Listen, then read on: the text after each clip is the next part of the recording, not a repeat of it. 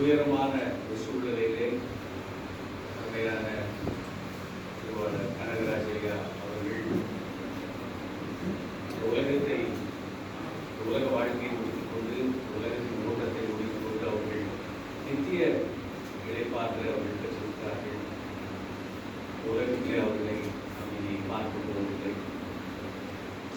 இந்த ஒரு துயரத்திலே இருக்கிற குடும்பத்தினருக்கும் சூழ்நிலை நம் அனைவருக்கும் இந்த செவ்வ நேரம் ஆறுதலையும் சமாதானத்தையும் கொண்டு வரும் என்று சொல்லி நம்புகிறோம். ஆண்டவர் நாம் மேற்கொண்டிருக்கிறதுக்கு ஆறுதலையும் சமாதானத்தையும் தருவாராக. தலைகளை தாழ்த்தி நாம் சொல்லி, நானே உயிர்த்தெழுதலும் ஜீவனுமாயிருக்கிறேன், என்னை விசுவாசிக்கிற மரித்தாலும் பிழைப்பான் என்று சொல்லி உயிர்த்தெழுதலின் நம்பிக்கையை என்னுடைய இதயங்களிலே விதைத்த நல்ல ஆண்டவரே, இந்த காலை வேளையிலே அருமையான கனகராஜையா அவருடைய இடத்தின் நிமித்தமாக துயரத்தில் இருக்கிற குடும்பத்தின் மக்கள், பிள்ளைகள், உறவினர்கள், உடன் ஊழியர்கள், அவர்களுக்கு அவர்கள் மூலமாக பல நன்மைகளை பெற்ற மக்களாக இந்த இடத்திலே நாம் கூறுகிறோம். ஆண்டவரே, இந்த செவத்தை ஆசீர்வதித்தால் இதன் மூலமாக உடைய ஆறுதலையும் சமாதானத்தை பெற்றுக்கொள்ளும் இயேசு கிறிஸ்துவின் வழியாக மன்றாடுவோம். ஆமென்.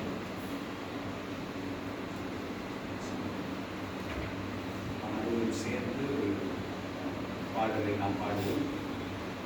84வது பாடல். கிழவுண்ட மலையே புகலிடம் நீருமே, பக்கம் பட்ட காயவும் வாயில செஞ்சு வெள்ளவும். பாடலை பாடல் 84வது பாடல்.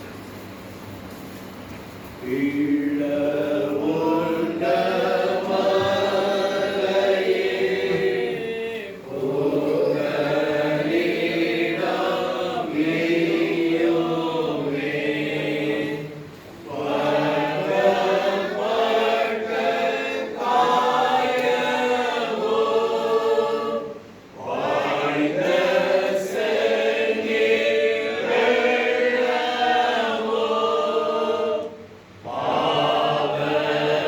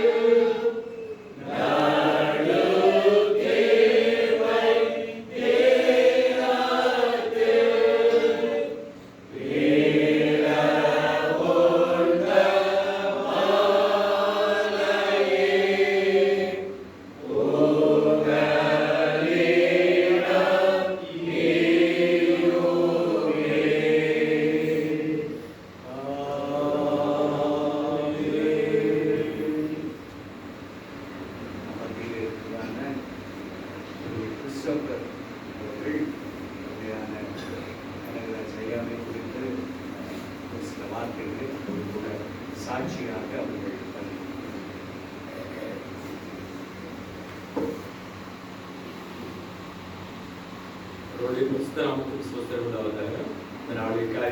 ஆண்டவரை துதிக்கிறேன்.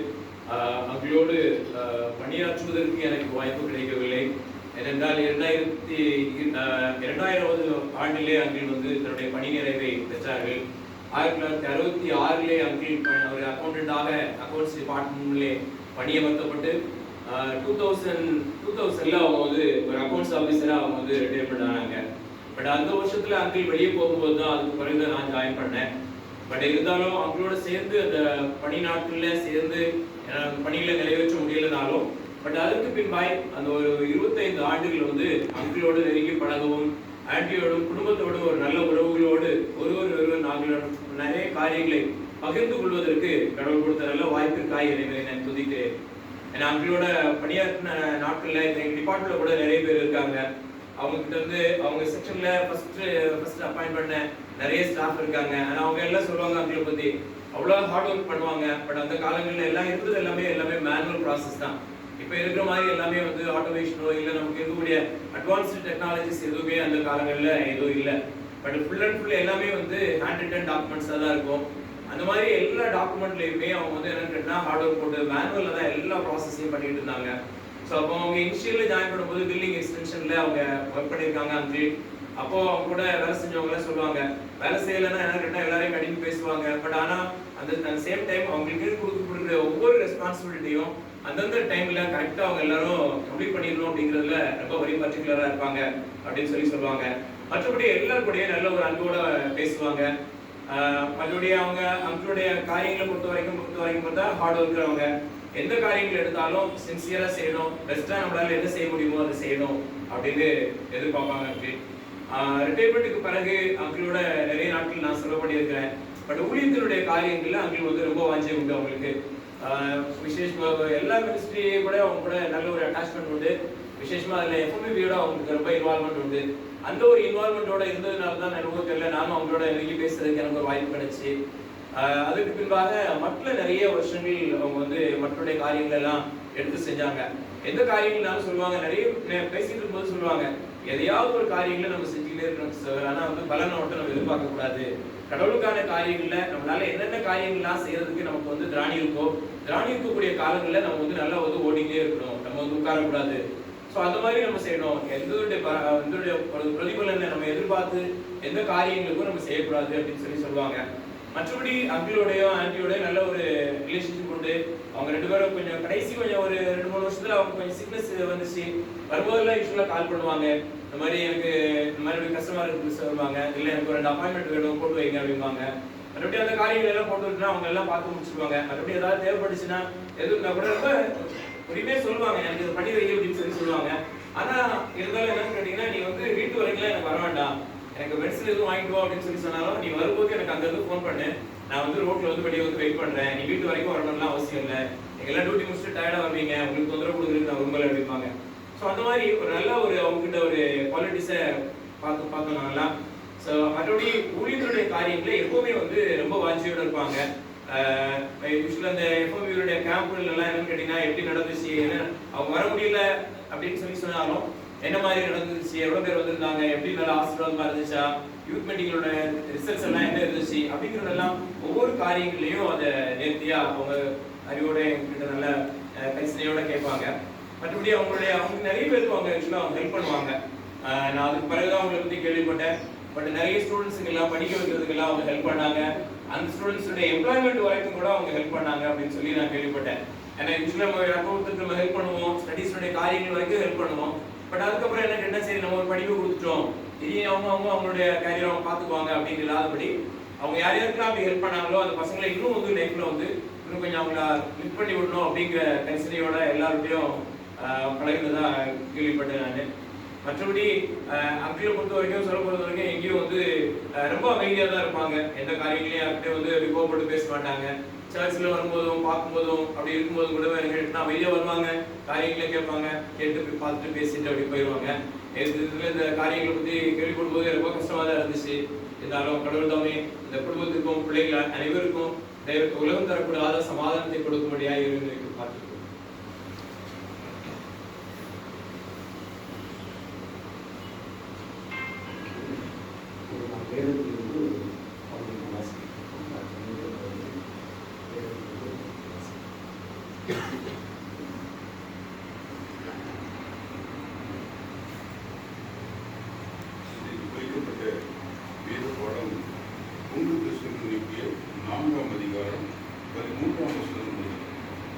அன்றியும் சகோதரரே, நித்திரை அடைந்தவர்கள் நிமித்தம் நீங்கள் நம்பிக்கையற்றவர்களான மற்றவர்களைப் போல துண்டித்து அறிவில்லாத இருக்க எனக்கு மனதில்லை. இயேசுவானவர் மரித்து பின்பு எழுந்தார் என்று விசுவாசிக்கிறோமே, அப்படியே இயேசுவுக்குள் நித்திரை அடைந்தவர்களையும் தேவன் அவர்களோடு கூட கொண்டு வருவார். கர்த்தருடைய வார்த்தையை முன்னிட்டு நாங்கள் உங்களுக்கு சொல்லுகிறதாவது, கர்த்தருடைய வருகை மற்றும் உயிரோடு இருக்கும் நாம் நித்திரையடைந்தவர்களுக்கு முந்திக் கொள்வதில்லை. ஏனெனில் கர்த்தர் தாமே ஆரவாரத்தோடும் பிரதான தூதனுடைய சத்தத்தோடும் தேவ எக்காலத்தோடும் வானத்திலிருந்து இறங்கி வருவார். அப்பொழுது கிறிஸ்துவுக்குள் மரித்தவர்கள் முதலாவது எழுந்திருப்பார்கள். பின்பு உயிரோடு இருக்கும் நாமும் கர்த்தருக்கு எதிர்கொண்டு போக மேகங்கள் மேல் அவர்களோட கூட ஆகாயத்தில் எடுத்துக் கொள்ளப்பட்டு இவ்விதமாய் எப்பொழுதும் கர்த்தருடனே கூட இருப்போம். ஆகையால் இந்த வார்த்தைகளினாலே நீங்கள் ஒருவரை ஒருவர் தேடுங்கள்.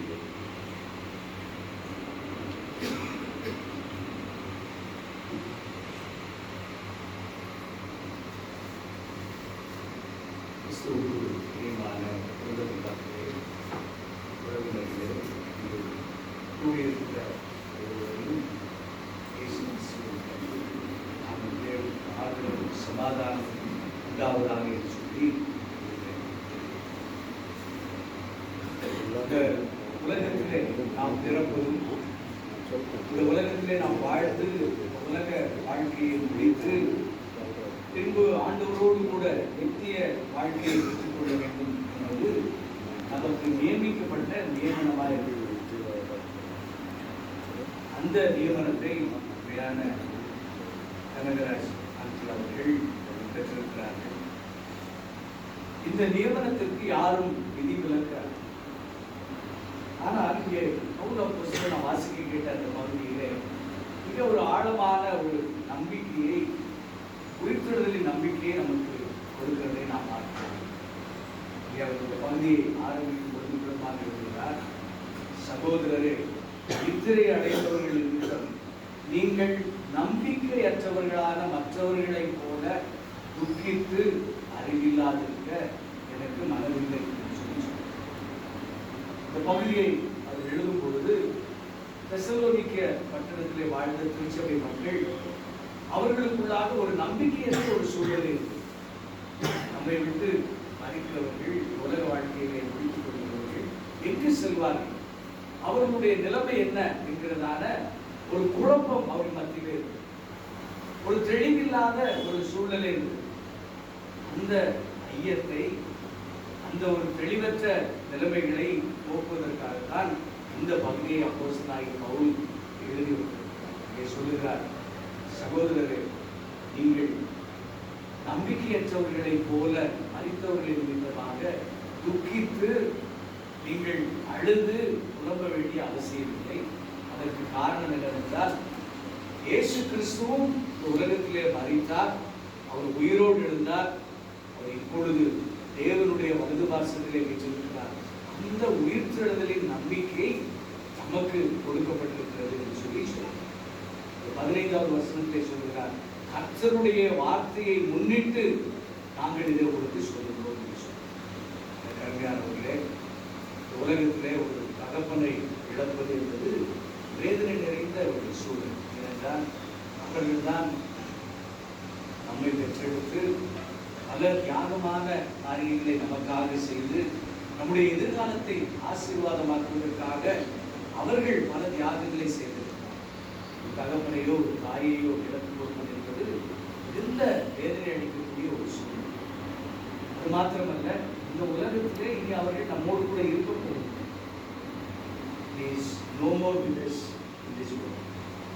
அவர்களை நாம் இனி முகமுகமாக நாம் பார்க்க போவதில்லை, அவர்களோடு கூட நாம் பேச போவதில்லை. அந்த இழப்பு என்பது யாராலும் அதை ஈடுகட்ட முடியாது. அந்த இழப்பை ஒருவரும் வாங்கிக் கொள்ள முடியாது. ஆனால் அந்த இழப்பின் மத்தியிலே நமக்கு இருக்கிற ஒரே ஆறுதல் என்னவென்றால், எங்கள் தகப்பன் உலகத்தை, உலக வாழ்க்கையை முடித்து மரணம் அடைந்திருக்கிறார்.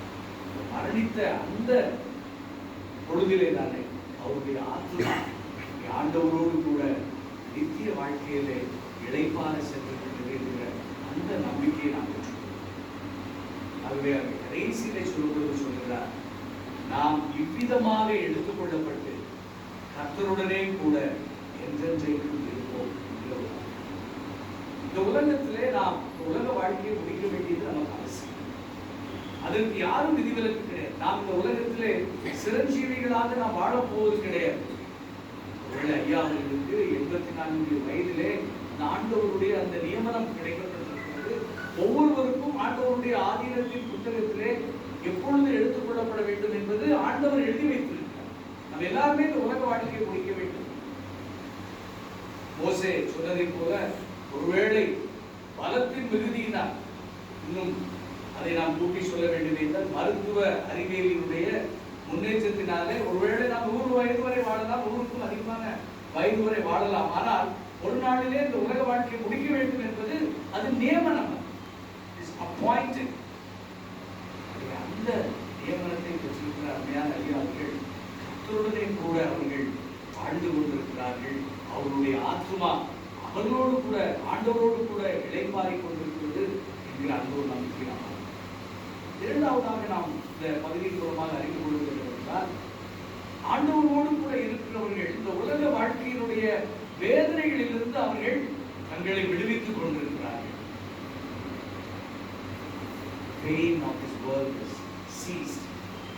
இந்த உலகத்திலே இனிமே அவர்கள் வேதனை வருவது ஒருவேளை வேற கிறிஸ்தவர் சொல்லும் பொழுது ஒரு சில மாதங்களாக அவர்கள் சுகவீனப்பட்டிருந்தார்கள். ஒருவேளை முதுமையின் காரணமாக பல வேதனைகளை அனுபவித்திருக்கிறார்.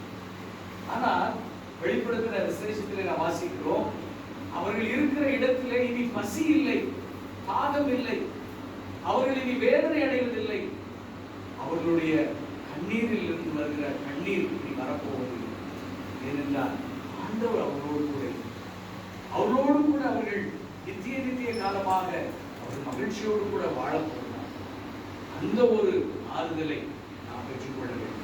உலகத்தில் அவருடைய தகவலின் வேதனைப்படுவது, அவருடைய சரீரத்தினுடைய வேதனைகள் எல்லாம் முடிவுற்றது. இனி அவர்களுக்கு எந்த விதமான வேதனை இல்லை, வருத்தம் இல்லை, பசி இல்லை. ஆண்டவரோடு கூட அவர்கள் மூன்றாவது கடைசியுமாக இந்த ஒரு நிலைமையில் இங்கே வந்திருக்கிற நாமும் உயிர்த்தெழுதலினுடைய நம்பிக்கையை நாம் பெற்றுக்கொள்ள வேண்டும். கடைசியிலே 18வது வசனத்தை பவுலப்போஸ்தலன் முடிக்கும்போது சொல்கிறார், ஆகையால் இந்த வார்த்தைகளினாலே நீங்கள் ஒருவரை ஒருவர் தேற்றுகிறீர்கள். சாலமோன் ஞானி தன்னுடைய நீதிமொழிகளில் அவர் எழுதி வைத்திருக்கிறார், கழிப்பான வீட்டுக்கு செல்வதை காட்டிலும் மரண வீட்டுக்கு செல்வது நல்லது என்று சொல்லி. காரணம் என்னவென்றால், இப்படிப்பட்ட தருணங்களில்தான் நமக்கும் அந்த உயிர்த்தெழுதலினுடைய நம்பிக்கை கிடைக்கும். அதுவரையிலும் நாம் ஓடிக்கொண்டே இருக்கோம். நாம் எதை குறித்தோ நாம் ஓடிக்கொண்டிருக்கிறோம். ஆனால் இந்த ஒரு சூழ்நிலையில தான் நாமும் இந்த ஒரு நிலைமையை பெற்றுக் கொள்கிறோம். உண்மையான ஐயா அவர்கள் படுத்திருக்கிறதை போல ஒரு நாளிலே நாமும் இப்படிப்பட்ட ஒரு நிலைமைக்கு வர வேண்டும். ஆகவே அந்த உயிர்த்தெழுதலின் நாளிலே நாமும் ஆண்டவரோடு கூட இருப்போம் என்கிற இந்த ஒரு வார்த்தையினாலே தேய்ச்சி கொள்ள வேண்டியது அவசியம். அது எதை குறிக்கிறது என்றால், அந்த உயிர்த்தெழுதலின் நாளிலே ஆண்டவரோடு கூட நாம் செல்லும் பொழுது ஐயா அவர்களை நாம் சந்திப்போம். ஒருவேளை நாம் இங்கு சந்தித்த பிரகாரமாக அல்ல, மறுரூபமாக்கப்பட்ட ஒரு நிலைமையிலே அவர்களை நாம் சந்திப்போம் என்கிற அந்த ஆறுதலின் வார்த்தைகளினாலே ஒருவர் நாம் தேய்ச்சிக்கொள்ள வேண்டும். ஆகவே ஆண்டவருக்காக ஞான ஐயாவுடைய இழப்பின் நிமித்தமாக துக்கித்துக் கொண்டிருக்கிற அவருடைய மனைவி, அவருடைய பிள்ளைகள், அவருடைய வேறு பிள்ளைகள் ஒவ்வொருவரை ஆண்டவர் வார்த்தைகளினாலே ஆற்றி தேற்றி அரவணைத்து ஆண்டவர் அவரை ஆசீர்வதித்த வேளை நாம் கேட்டபடியாக ஐயாவுடைய ஆண்டவருக்காக அவருடைய ஊழியத்திலே விதமாக தன்னை ஈடுபடுத்திக் கொண்டார்கள். எல்லாம் ஆண்டவருடைய புத்தகத்தில் எழுதப்பட்டிருக்கிறது. அதற்குரிய ஆசீர்வாதத்தை இப்பொழுது ஆண்டவரோடு கூட ஆத்மா பெற்றுக் கொண்டிருக்கும் என்று சொல்லி நம்புகிறோம். ஆண்டவருக்காக அவர்களுக்கு ஆறுதலையும் சமாதானத்தையும் வழிநடத்துவார்கள். ஆறுதலுக்காக பேரூர் சிஎஸ்ஐ சகல பரிசுத்தவான்கள் ஆலயத்தினுடைய ஒரு ஜெபித்து ஆசீர்வாதம் கொண்டிருக்கிறார்.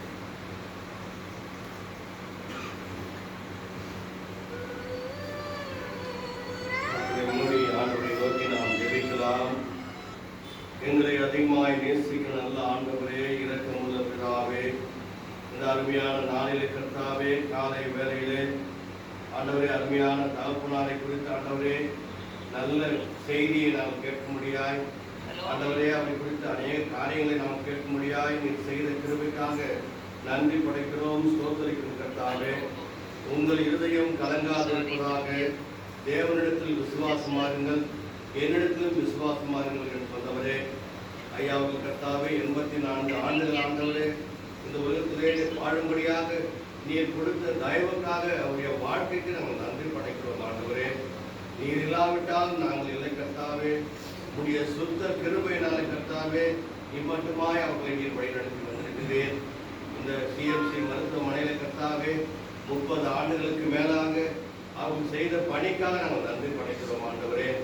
இப்பொழுது சிஎம்சி மருத்துவமனை ஆண்டவரே உமக்கு சாட்சியா இருக்கிறது என்றால், மருத்துவ பணியிலே கர்த்தாவே ஆண்டவரே ஆத்ம ரட்சிப்பு பணியிலே உங்களுக்கு சாட்சியா இருக்கிறது என்றால், இங்கே உழைத்தவர்கள் கர்த்தாவே, இப்பொழுது உழைத்துக் கொண்டிருக்கின்றவர்கள் கர்த்தாவே, அப்படியாய் அந்த வரிசையிலே ஆண்டவரே மிஸ்டர் டி கனகராஜ் ஐயா அவர்கள் இருப்பதற்காக உமக்கு நாங்கள் நன்றி படைக்கிறோம்.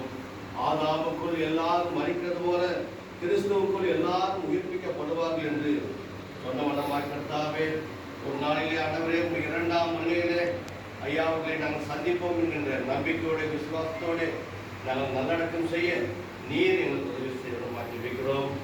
இவர்கள் எங்கிருந்து வந்தவர்கள், இவர்கள் மிகுந்த உபத்திரவத்திலிருந்து வந்தவர்கள், தங்கள் அங்கிகளை ஆட்டுக்குட்டியாளருடைய ரத்தத்திலே தோய்த்து வெளுத்தவர்கள் என்று சொல்லி வெளிப்படுத்தின விசேஷத்திலே சொன்னவனமாய் கர்த்தாவே, இந்த உலக துன்பங்கள், இந்த உலகத்தின் கஷ்டங்கள், வேதனைகள் எல்லாவற்றிலிருந்து விடுதலையாகி கர்த்தாவே அவர்கள் உம்மோடு கூட வாழும்படியாய் ஆண்டவரே உடைய ராஜ்யத்திலே கர்த்தாவே ஆண்டவரே அவர்கள் வாழும்படியாய் வந்திருக்கின்றார்கள். இந்த உலக வாழ்வு முடிவு அல்ல கர்த்தாவே, உம்மோடு கூட வாழ்கின்ற வாழ்வு ஒரு புதிய தொடக்கம் கர்த்தாவே.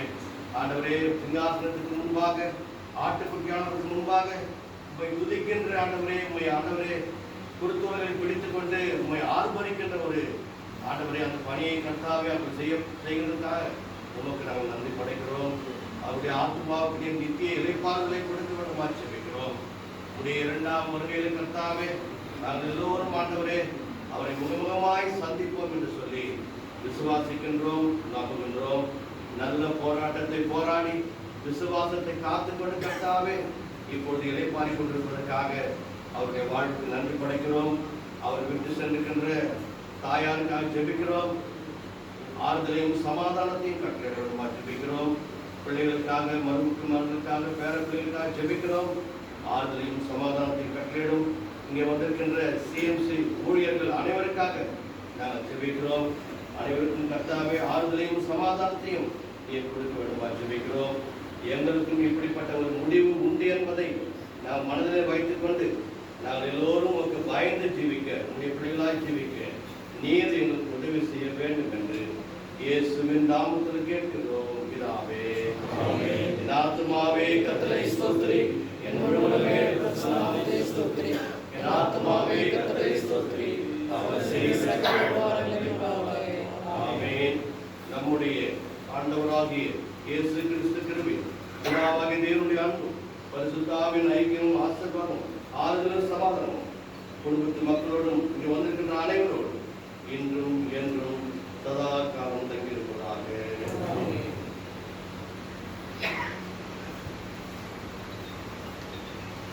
ஐயோடு கூட அக்கௌண்ட்ஸ் பணித்துறையிலே பணி செய்த ஊழியர்கள் வந்து அஞ்சலி செலுத்துவார்கள்.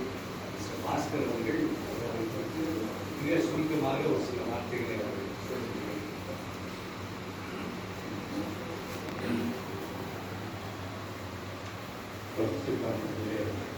அக்கௌண்டண்டாக ஜாயின் பண்ணி அக்கௌண்ட்ஸ் ஆஃபீஸராக சிறப்பாக பணியாற்றிய